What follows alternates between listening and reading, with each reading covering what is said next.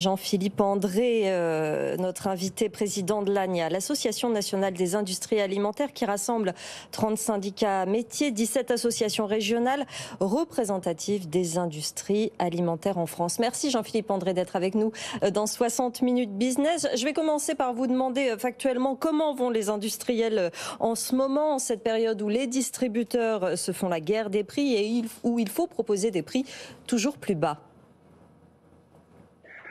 On n'a jamais eu, d'abord bonjour à tout le monde, on n'a jamais eu le sentiment d'être autant pris dans un étau. Oui. Je vous l'explique, on vous l'explique depuis très longtemps et en ce moment c'est encore plus le cas. Pourquoi?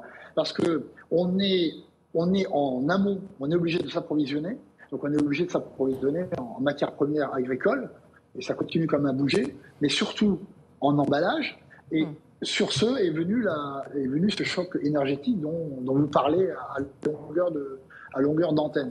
Donc on a ça.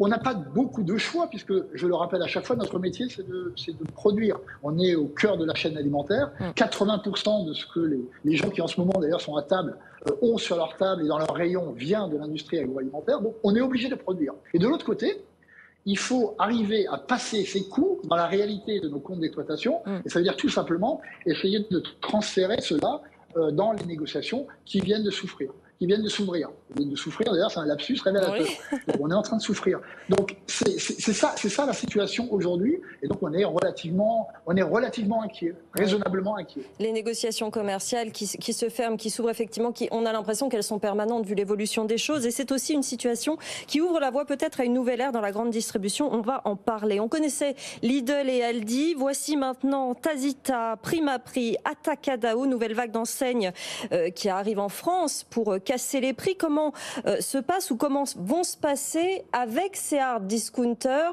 les discussions pour les industriels de l'alimentaire que vous êtes? Vous savez, nous, on a déjà l'habitude, on ne peut pas préjuger des négociations avec des partenaires, des futurs clients que nous ne connaissons pas. On a déjà l'habitude de traiter avec Lidl, avec Aldi, comme on traite avec Leclerc et les autres. La négociation, fondamentalement, ça ne va pas changer. C'est-à-dire qu'il y a une guerre incroyable qui est en train de se passer à coup de parts de marché entre les plus grands que vous venez de citer. Et pour gagner cette guerre des parts de marché, ça passe par une guerre des prix, par le prix le plus bas possible. Ok, c'est leur affaire, à condition que ça ne se fasse pas au détriment d'une logique économique qui pourrait mettre en péril vraiment la chaîne alimentaire et les rayons des supermarchés. C'est ça le vrai problème.